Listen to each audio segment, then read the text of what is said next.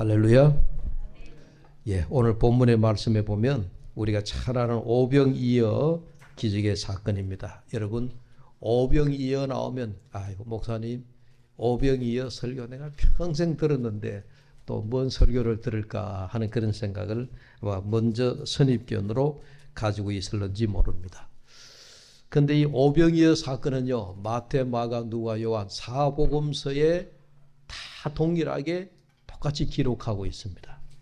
근데 제가 이 사복음서를 읽다가 요한복음에만 오병이어 기적 가운데에 없는 이야기가 한 가지 있더라고요. 그래서 오늘 그걸 여러분들하고 함께 말씀을 나누려고 합니다. 오병이어 기적의 사건. 예.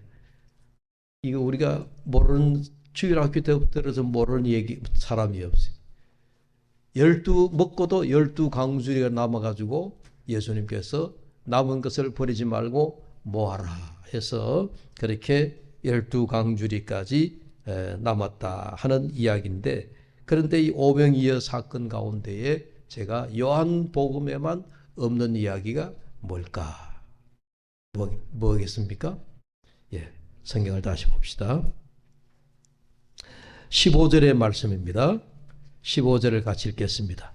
그러므로 예수께서 그들이 와서 자기를 억지로 붙들어 임금으로 삼으려는 줄 아시고 다시 혼자 산으로 떠나가시니라.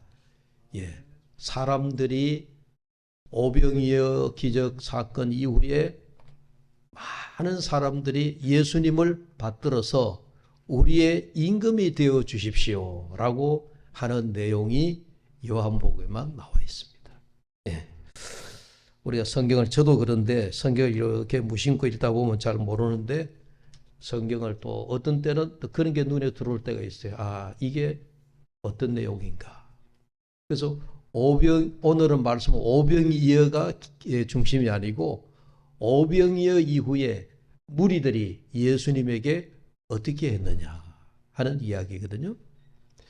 그래서 이 사람들이 예수님을 강제적으로 붙들었겠죠. 우리의 임금이 되어 주십시오. 그게 말씀에 보면 억지로 가는 말씀이 나오잖아요.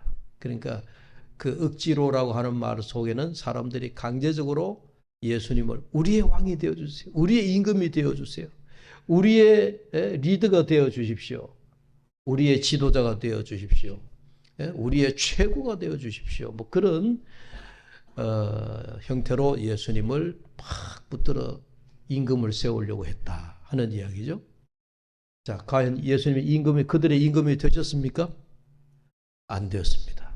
예수님은 그들을 피해서 혼자 산으로 가시더라 하는 말씀이 오늘 중심의 말씀입니다. 이 말씀을 보니까 이제 미국에서 트럼프와 해리스가 이제 며칠 남았죠? 한 3, 4일 남았습니까? 미국 대선이 한 3, 4일 남았는데 문득 그런 생각이 듭니다. 트럼프도 죽으라고 내가 대통령이 되어야 되겠다고, 옛날에 한번 대통령 했는데 또 대통령 되겠다고 그러는데 나왔고, 그 다음에 해리스는 부통령으로 현재 있다가 갑자기 어느 날 졸지에 정말 민주당에서, 그러니까 미국 민주당입니다. 미국 민주당에서 지금 현 대통령을 제치고 자꾸 헛소리를 하게 되어 지가 연세가 많아가지고 이 젊은 해리스를 우리 대통령 후보로 세워야 되겠다. 그야말로 억지로 세운 거잖아요. 야, 앞으로 트럼프와 해리스 사이에 어쩌네던 뉴스를 잠깐 보니까 정말 누가 될지 예측할 수 없는 굉장히 초박빙이더라고요. 예, 그런 형태의 지금 미국을 우리가 지켜보고 있는데, 세계가 미국의 대통령이 트럼프가 될 것이냐 해리스가 될 것이냐, 두 사람 가운데 누가 되느냐에 따라서 시비가 엇갈리게 되는 그런 아주 참 초미의 관심을 보이고 있습니다. 여러분, 우리나라에도 윤석열 대통령이 검찰총장에서 졸지에 국힘당의 대통령 후보로 만들어서 어찌 보면 억지로 대통령을 세운 그런 경우입니다. 나는 싫은데 물결에 밀려가지고 대통령이 되지 않았나 하는 그런 생각이 듭니다. 어쨌든 시대가 만든 우리 역사의 하나의 산물이다 그렇게 보여집니다. 누군가가 자기를 억지로 세워서 임금 되게 한다, 대통령 되게 한다. 여러분 그거 싫어하는 사람이 아무도 없을 것 같습니다. 그래서 일찍이 철학자 니체가 했던 말 가운데 사람은 태어날 때부터 권력에 대한 의지, 권력에 대한 욕구를 지니고 있다 하는 그런 이야기를 했습니다. 여러분 요즘 밥 잘 사는 사람이 형님 된다 이런 말을 제가 최근에 들었습니다. 저는 그게 무슨 의미인지 잘 몰랐는데 요즘은 세간에는 자기 주머니를 열어가지고 밥을 잘 사면 형님이 된다는 거예요. 그래서 우리 노회도 목사님들이 한 250여 명 정도 약 부목사들까지 한 300명의 우리 노회 산하의 목사님들이 계시는데 목사님들이 모이면 목사들 가운데 이제 이 밥을 잘 사는 사람이 있어요. 그래서 그 사람이 어찌 보면 이제 최고의 형님의 대우를 받는가 하는 그래서 그런가 저는 참 그런 거 잘 몰랐는데 한 분은 우리 노예 목사님들 가운데 왜 생김새가 그런 분이 있잖아요. 이 머리 이마에서부터 이제 여기만 머리털이 나 있고 이 복판에는 이제 뭐랄까 고속도로가 뚫린 사람들이 있죠. 그래서 이제 노예 가면은 늘 이제 좀 나이가 저는 평소 저보다 훨씬 나이가 이제 왜 그런 분들이 나이가 좀 연배가 많이 들어 보이죠. 그래서 내보다 나이가 훨씬 많은가 보다 하고 제가 정말 깍듯이 이제 형님을 모시던 예 하는데 나중에 보니까 저하고 나이가 동갑이래. 그래서 속으로 참 어이가 없다. 야 이게 어쨌든 이제 그런 경우가 있구나. 그랬는데요. 내가 그렇게 저보다 나이가 한참 연배인 줄 알고 형님처럼 여기면서 네 하던데 그 목사님이 자기보다도 훨씬 연배가 낮아 보이는 사람 목사님에게 한 번은 형님 하는 이름을 호칭을 쓰는 거예요. 그래서 제가 제 두 귀를 의심했는 거예요. 아니 이게 내가 잘못 듣는 거 아니겠지? 그래서 내가 걔에 가서 목사님 왜 제가 볼 때는 훨씬 연배가 낮아 보이는데 왜 형님이라 그러냐 했더니 밥을 잘 사잖아. 늘 모이면 밥을 잘 산다고. 그래서 자기보다 연배가 낮지만 형님이라고 부른다는 거예요. 이야, 제가 속으로 이 목사님들 세계에도 이런 건가 하고 제가 혼자서 지금 집에 돌아와서 얼마나 지금도 그 얘기하니까 참 헛웃음이 계속 나오는데 그런 이제 참 웃지 못할 에피소드가 저희 노예 안에 있었습니다. 여러분 교회 내에서도 우리 가만히 보면 서로 자리를 탐하는 경우가 많이 있죠.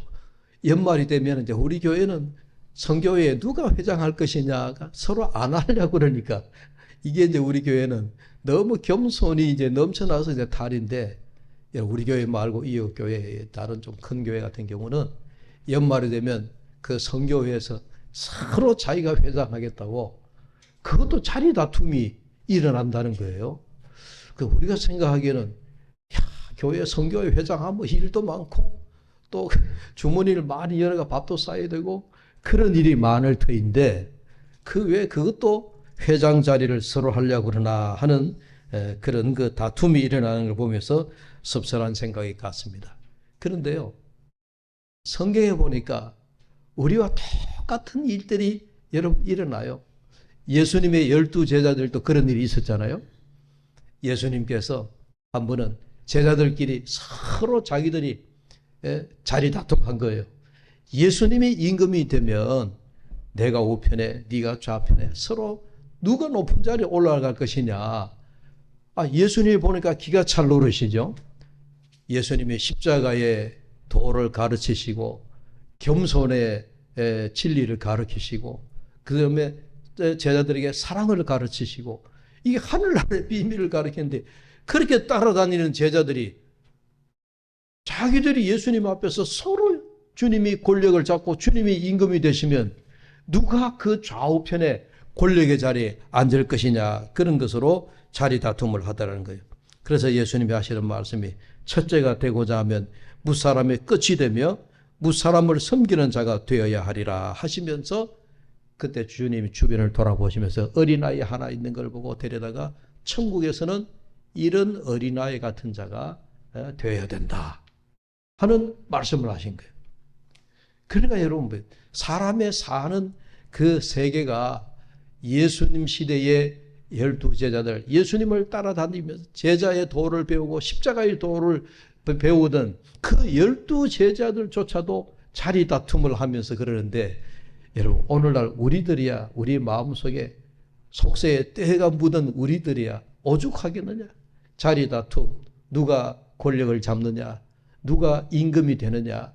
여러분, 이런 것들이 다 우리 인간의 마음에 여러분 벗어버릴 수 없는, 씻어낼 수 없는 우리 인간의 마음이 아닌가 하는 생각을 가져봅니다. 여러분, 15절 말씀을 다시 보십시오. 15절 말씀을 보니까 사람들이 예수님을 억지로 하는 그 말씀. 여러분, 제가 이 말씀을 보면서 이제 제가 노회일을 다 마쳤지만요, 이번에 노회장이 되겠다고 3년 연속 선거에 나온 목사님이 계셨어요. 그걸 보면서 한편으로 마음이 짠하기도 하고, 이게 뭔가 이 목사님은 노회장이 되는 게 자기의 목표인 것 같아요. 근데 그게 아무것도 아니거든요. 여러분, 이분의 말이 재미있었어요. 그런데 내가 물었습니다. 목사님은 왜 자꾸 그래 노회장 못 돼가지고 매년 3년 연속을 보면 사람들 보기에 좀 그렇지 않나 하고 이야기했더니, 이 목사님 얘기가, 나는 가만히 있는데 주변에서 자꾸 떠밀어가지고 그렇게 자꾸 선거에 나왔다, 노회장 되려고 한다 하는 그런 얘기를 하더라고요. 오늘 성경 말씀 보니까 꼭 맞는 말씀이에요. 예수님은 가만히 계시는데 사람들이 몰려와서 우리의 임금이 되어 주십시오 하고 그렇게 하더라 하는 이야기입니다. 여러분, 목사들뿐만 아니고 우리 평신도들, 우리 장로님들 가운데는, 우리 교회 장로님들은 서로 안 되려 그러니까 그게 문제인데, 탈인데, 제가 어떤 교회는 목회를 평소하다 보니까 어떤 사람 경우에 따라서는 장로가 못 돼가지고 이 교회 저 교회 장로 시켜주겠다 하는 교회에 옮겨 다니는 그런 평신도도 본 적이 있습니다. 여러분, 우리 교회도 그래 왔다 떠나가는 사람들 많이 있죠. 왔다가 장로가 안 돼가지고 가버린 사람들. 장로가 되는 게 목표가 되는 사람이 있어요. 예.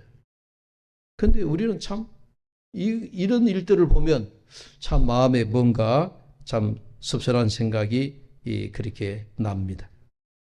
억지로라고 하는 말에는 여러분, 자기의 그 주장이 아주 강하게 들어가지 않을 수가 없습니다. 자기 주장이 관철을 되어야 된다라고 생각하고 있습니다. 근데 성경에 보니까요, 이 억지로라고 하는 말 꼭 반대되는 사건이 하나 있더라고요. 그게 순적한이라고 하는 그런 단어예요. 억지로 하는 말하고 순적하다. 옛날 개혁 성경에 그런 말씀이 나오는데, 아브라함이 100세의 아들을 얻어가지고 그 100세에 얻은 아들 이삭을 장가 보낼 때가 됐습니다. 장가를 보내는데 그의 종 사환에게 아브라함이 여기에 이방 여인을 취하지 말고 고향에 가서 고향에 있는 여인을 며느리로 데리러 오더라 해가지고 그 사환을 고향 땅으로 보낸 거예요. 그래서 이 사환이 그 중요한 이제 책임을 안고 자기 고향으로 이제 갔습니다. 갔는데 이제 오랜 이제 여행 끝에 이제 드디어 이제 아브라함이 명한 곳에 도착을 했는 거예요. 멀리서 보면 성이 보이고, 그리고 옛날 마을 입구에 다 우물이 있었단 말이에요. 우물가에 도착하는데 여인이 하나 물 길러러 온 거예요. 그래서 이때 아브라함의 종, 그러니까 사환이 그렇게 기도합니다. 하나님을 향하여 기도하기를 이렇게 기도합니다. 창세기 24장 12절의 말씀에 그가 이르되 우리 주인 아브라함의 하나님 여호와여 원하건대 오늘 나에게 순조롭게 만나게 하사 내 주인 아브라함에게 은혜를 베푸시옵소서. 이게 순조롭게 하는 말이 지금 우리 가지고 있는 개혁 성경에 순조롭게 하지만 옛날 성경에 보면요, 제가 머릿속에 늘 입에 배어 있는 말씀이 순적하게 하사. 이걸 공동 번역에 보면 이렇게 번역을 하고 있습니다. 오늘 모든 일이 뜻대로 잘 되게 해 주시기를 원하나이다. 그런 표현을 쓰고 있습니다. 그러니까 여러분, 우리가 억지로라고 하는, 억지로 속에는 뭔가 자기의 강압적인 자기 주장 이런 것들이 막 들어가 있는데, 순조롭게 순적하게 모든 일이 주의 뜻대로라고 하는 그 여러분 의미가 완전히 달라지잖아요. 거기는 내 생각이나 내 주장이 다 여러분 그 소멸되어지고 오직 순조롭게 하나님이 원하시는 뜻대로, 하나님이 원하시는 방향대로, 하나님께서 예정하신 대로 그 일이 아주 평화롭게 이루어지기를 원합니다 하는 그런 의미를 담고 있는 거예요. 다시 본문을 보면 예수님을 사람들이 억지로 임금을 삼았다라고 하지만은 주님은 임금이 되지 않으셨어요. 그들을 떠났습니다. 그런데 예수님이 임금 되기 싫어서 떠난 게 아니죠. 우리가 성경에는 예수님을 임금 중에 임금이라 그러죠. 그걸 우리 표현하기를 만왕의 왕이 되시는 주님이다. 그렇게 이야기를 하는 겁니다. 그런데 지금 사람들이, 이 무리들이 억지로 예수님을 임금 삼으시려 하는데 예수님은 그들의 임금이 되지를 않으셨어요. 누구의 임금이 되기를 원합니까? 아까 말씀대로 순조롭게, 순적하게 모든 일이 하나님의 뜻대로 평화롭게 이루어지는 가운데 그런 사람들의 마음을 담았을 때 주님이 그들의 임금이 되신다 하는 그런 의미잖아요. 이 억지로 예수님을 임금 삼으려고 했던 사람들은요, 어떤 사람들이었을까요? 여러분 그걸 한번 생각해 보십시오. 지금 이 본문의 15절에 사람들이 억지로 예수님을 임금을 삼으려고 한다. 그 사람들이 어떤 사람들이에요? 뭘 경험했는 사람들이죠? 그게 오병이어와 깊은 연관이 있는 겁니다. 다시 말씀드리면 이 사람들은, 예수님을 임금으로 삼으려고 했던 사람들은 조금 전에 예수님께서 뭘 주신 거예요? 떡과 고기를 주신 거예요. 요즘 우리로 말하면 먹을 것을 준 거예요. 먹거리를 준 거죠. 배고픈 자들에게 예수님이 배불리 채워주셨다. 그러니까 이 억지로 예수님을 임금 삼으려고 했던 사람들은 가만히 있어 보니까 예수님이 배고플 때마다 먹을 걸 주시거든. 내가 배고플 때 떡과 고기를 주시거든요. 그러니까 예수님만 계시면은 내가 배고프지 않겠다. 예수님만 계시면 내가 배불리 먹고 살겠다. 그러니 예수님을 나의 임금으로 삼아야 되겠다. 어떤 의미에서 정말 마음의 어떤 순수한 마음에, 요즘 우리가 생각하기에 정말 예수님은 나의 생명이 되시고 나의 떡이 되시고 나에게 영생을 주시는 예수님이다 생각하고 그 예수님을 나의 임금으로, 나의 주로 삼겠다라고 하는 마음보다는 배고플 때 먹을 것 주니까, 뭔가 내가 필요할 때에 내 필요를 채워주시니까 내 필요를 채워주시는 예수님을 나의 임금으로 삼고자 하는, 좀 마음에 뭐가 들어가 있는 거예요? 조금 자기의 의도가 들어가 있는 거죠. 순수하지가 못하다는 얘기예요.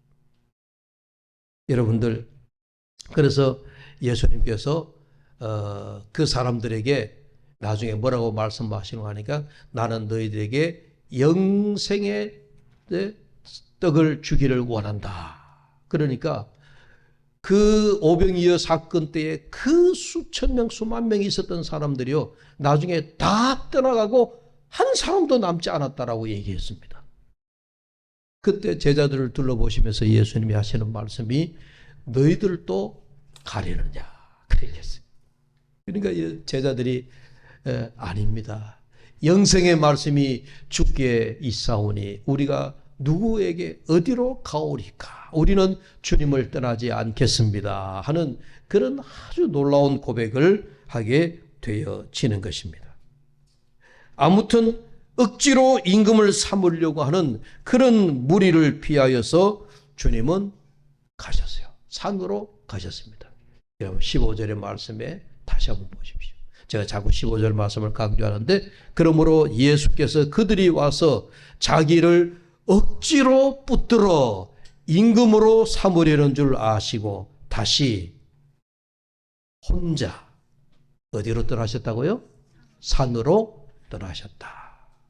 주님이 혼자 산으로 떠나셨다.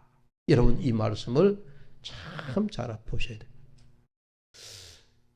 성경에 이제 다른 복음서에 보면은 이 오병이어 기적 사건 이후에 주님이 무리가 다 떠나가고 제자들은 배에 태워서 이제 건너편 마을로 보내고 난 다음에 주님이 산으로 기도하러 가셨다. 이렇게 구체적으로 주님이 뭐 하셨다라고 하는 말씀이 나옵니다만은 요한복음에는 그냥 혼자 산에 가셨다. 근데 혼자 산에 가셨다는 그 말씀 속에 주님이 산에 왜 가셨겠냐?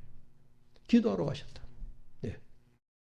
여러 정황으로 봐서 주님이 기도하러 산에 올라가셨다 하는 것을 우리가 충분히 알 수가 있습니다. 여러분, 주님이 무리들로부터 애워사여서 억지로 붙들림을 당해서 강제적으로 우리의 임금이 되어 주십시오. 그럴 때 여러분 한번 생각해 보십시오. 저나 여러분들 같으면 연예인들 생각해 보면 이해가 돼요. 연예인들의 인기가 쫙 올라갈 때 그 최고 인기 절정에 다다랐을 때 연예인들이 여러분 얼마나 그 인기 절정에 오른 연예인들이 얼마나 대단합니까? 뭔가 자기가 뭐 된 것처럼 여기지. 최고의 자리에 올랐을 때 수많은 사람들이 자기를 따르고 아우성을 치고 환호가 일어나고 막 그럴 때 여러분 그 연예인들의 최고 인기 절정에 오르는 연예인들을 보면 야, 예수님이 이때쯤에 수만 명의 무리가 모였을 때 거기서 내가 임금이다 선포하고 유대 이스라엘을 향하여서 예수님이 그렇게 왕으로 오셨다라고 선포하면 얼마나 좋았을까 하는 생각이 드는데 예수님은 그러지 않으셨어요. 그런데 그런 임금이 되라고 하는 그런 유혹을 주님이 마다하고 홀로 산에 가셨다. 여러분 여기에서 주님의 모습 속에 우리가 신앙의 뭐랄까요? 우리가 배워야 될 신앙의 본질을 우리가 여기서 들여다볼 수 있는 거예요. 오늘 우리들의 삶을 가만히 우리가 들여다보면 우리는 정말 무리 속에 군중 속에서 우리가 휩싸여 가지고 나는 없어졌어. 무리 속에서 우리는 너무 바쁜 일상들을 살아가다 보니까 나라고 하는 내 속에 내 존재를 잃어버리고 그냥 세월에 묻혀가지고 우리가 막 살아갈 때가 많아요. 이따금씩 여러분들이 뭘 하다 말고 이게 내가 뭐지? 내가 지금 뭐 하고 있지? 여러분 그런 생각 들 때가 있지 않아요? 막 정신을 잃은 듯이 막 살아가다가 자기를 잃어버린 자기를. 오늘 주님이 군중 속에서 임금 삼으려고 하는 자를 피하여서 홀로 산에 가셔서 기도하셨다. 왜 여기서 우리가 신앙을 생각해야 되는고 하니까 여러분 우리는 예수님이 산에 가신 그 이유는 제가 말씀드렸지만은 기도합니다. 그러니까 지금 예수님이 어디 보면 인기가 쫙 올라가는데 그 인기에 연연하지 않으시고 오히려 아버지 하나님과 함께 하시기 위해서 또 하나님께 장차 내 십자가 순환을 어떻게 감당해야 될까? 어떻게 하면 하나님의 뜻을 이루어 갈까? 그걸 주님은 매 순간마다 잊지 않으시고 뭐라고 해요? 그걸 손에 잡고 가신 거예요. 여러분 이런 주님이 하나님과 함께하는 이런 모습, 군중 속에서 마치 주님이 이렇게 빠져나오셔가지고 주님이 홀로 산에 가셔서 아버지와 대면하는 이런 모습. 이것이 오늘 우리 신앙에 있어서 매우 중요하다는 거예요. 매우 중요하다. 제가 좀 전에도 말씀을 드렸지만은 우리는 세상에 너무 바쁘게, 특히 현대 여러분들 너무 바쁘게 살아가잖아요. 그래서 우리 신앙은 사람들로부터 우리가 분리됨이 있어야 된다. 우리 신앙은 세상과 이따금씩 우리가 떨어져서 분리됨이 있어야 된다. 그 속에서 하나님을 찾아야 돼요. 그리고 하나님 앞에 우리가 대면해서 하나님 앞에 우리가 하나님과 함께하는 그런 시간을 가져야 된다. 많은 사람들을 만나다 보면 그 사람들 만남 속에서 웃고 또 말하고 사람들과 함께 많은 여러분 그 섞여 살다 보면요. 나도 모르는 사이에 나는 온데간데 없어요. 여러분 그를 많이 느껴지죠. 사람을 만나지 않으면 뭔가 불안하기도 하고 혼자 있으면 이상하기도 하고 주변에 누가 있어야 된다라고 하게 되기도 합니다. 물론 직장 생활을 하기 위해서 우리가 나가야 되죠. 사회생활을 하기 위해서 사람들을 만나야 되죠.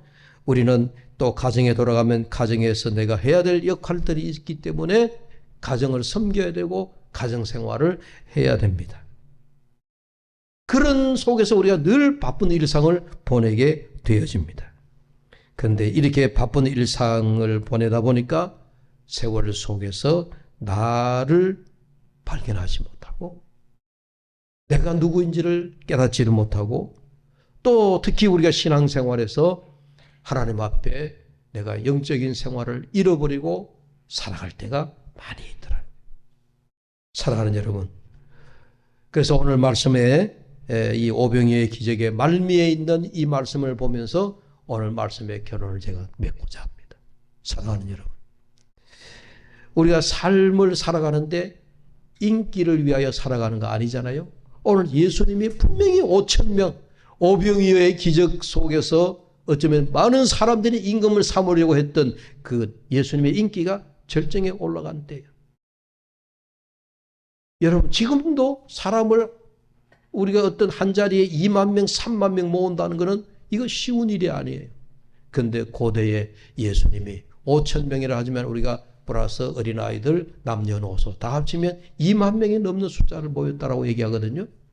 그러니까 2만 명 내지 3만 명 이상 이렇게 많은 인원이 모였다. 예수님의 인기가 정말 대단했다. 그런데 예수님은 그런 모습에 주님이 빠지지 않으셨어요. 마찬가지입니다. 오늘 우리가 살아가는데 사람들로부터 어떻게 인정을 받을 것이냐, 사람들에게 어떻게 인기를 얻을 것이냐, 우리 삶에 그런 것에 연연해서는 안 된다 하는 것을 우리가 이 말씀 속에 알게 되어지고, 그 무리 속에서 자신을 잃어버리지 말고 삶의 일상에서 우리가 세상과 이런 어떤 의미에서 영적인 깊은 영성을 위해서 세상과 분리시키는 시간, 세상과 분리되어지는 나 자신, 사람들로부터 여러분 내 혼자 남는 걸 두려워하지 말고 그걸 고독이라고 여기지 말고 외로움이라고 여기지 말고 주님과 함께하는 시간이다 생각하면서 여러분 어쨌든 세상과 사람들로부터 이 그래도 24시간 한 달 30일 1년 360일 그래 버리면 그 사람은 병원에 가야 됩니다. 그러나 그런 것이 아니라 여러분 우리가 살아가는 데서 하루에 1시간, 한 달에 하루, 1년에 일주일이라도 세상과 나를 분리시키고 사람들로부터 나를 분리시켜서 그 분리된 세상으로부터 사람들로부터 분리된 그 순간부터 나는 누구와 가까워져야 돼요? 하나님과 가까워져야 돼요. 우리에게는 그런 것이 필요한 거예요. 오늘 주님이 오병이어 기적 사건 이후에 그런 정말 중요한 모습을 우리에게 보여주고 있습니다. 너무 바쁜 일상 속에서 나를 잃어버리고 주님을 잃어버리지 말고 나도 찾고 주님을 찾아서 주님과 함께 대면하면서 기도하는 그런 시간을 우리가 좀 만들어 가십시다. 오늘 말씀을 보면서 저와 여러분이 여러분 세상과 분리되어지는 것, 사람들로부터 분리되어지는 걸 두려워하지 말고 그 시간이 하나님과 깊은 영적인 교제의 시간이다 생각하고 우리가 점점 하나님과 더 가까워지는 또 하나님과 점점 만나는 친교하는 그 친밀의 시간을 더 많이 가져갈 수 있는 저와 여러분 되시기를 주의 이름으로 축복합니다. 기도합시다.